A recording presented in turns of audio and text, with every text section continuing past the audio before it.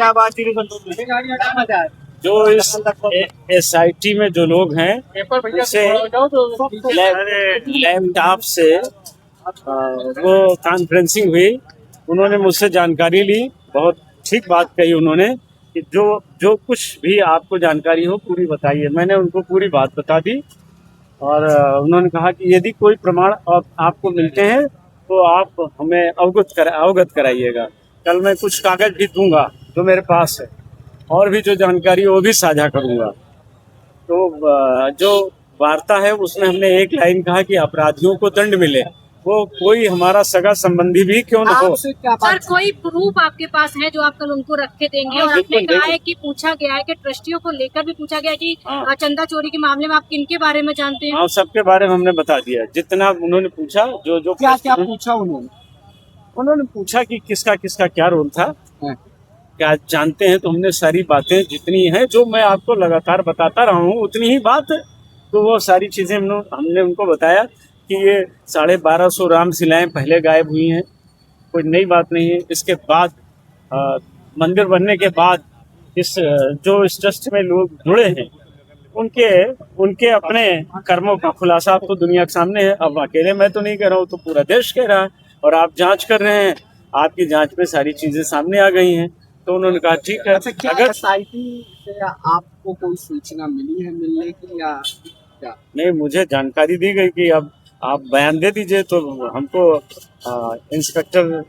नगर inspector, police inspector उन्होंने शर्मा जी ने हमसे कहा कि आपको बयान देने चलना। हमने कहा बिल्कुल चलता हूँ। तो मैं CO साहब के कार्यालय आया, यहीं से कॉन्फ्रेंसिंग के जरिए मैंने अपना बयान दिया। आपको SIT से बातचीत हुई आपकी? हाँ जी। SIT से क्या बातचीत हुई आपकी? जी SIT से क्या बात? हाँ, वो किरण यश साहब और यश अमिताभ जी दोनों लोग थे, उनसे ही वार्ता हुई। क्या बातचीत? अमिताभ यश थे, वो जो इसके चीफ हैं। क्या बातचीत हुई आपकी? क्या मैं नाम नहीं श्योर हूँ। उन्होंने क्या? विश्वास पंत साहब शायद वही थे। उन्होंने क्या पूछा आपसे? वो तो मौन बैठे थे।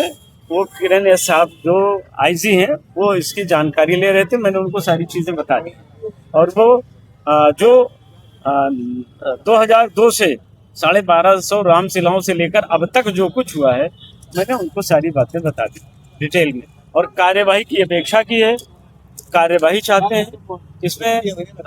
आप जिस भी तरह हमारा सहयोग और भी चाहेंगे, हम सहयोग करने को तैयार हैं, लेकिन कार्यवाही होनी चाहिए।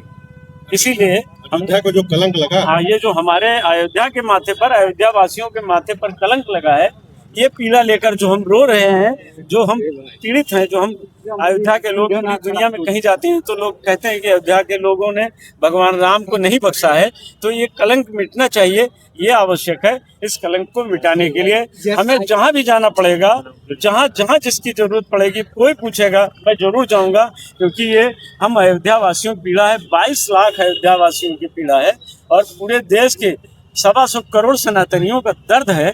इसे अगर हम लोग नहीं बताएंगे, और जांच में हम सहयोग कर रहे हैं, इसीलिए मुझे अच्छा लगा कि आज मुझे बुलाया गया। मुझे प्रसन्नता है। मैं बहुत दिनों से, पिछले 1 महीने से मैं प्रतीक्षा कर रहा था कि मुझे बुलाया जाए। मेरी बात सुनी गई, मुझे अच्छा लगा, और हम अपेक्षा भी करते हैं कि हमारी FIR भी दर्ज कर ली जाए।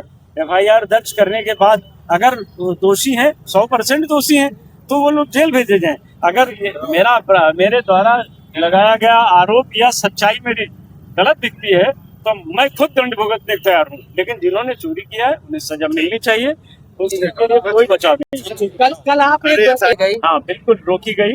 ये बहुत गलत हुआ था। प्रेस रोका जाना बहुत गलत है। ये अभिव्यक्ति की आज़ादी पर नियंत्रण, ये उचित नहीं था। लेकिन आप लोग आए, आप लोगों ने हमारी बातें पहुंचा दी अपने आप। अब हम तो 23 तारीख को बधाए ना, ये बात सारी चर्चा हम करेंगे।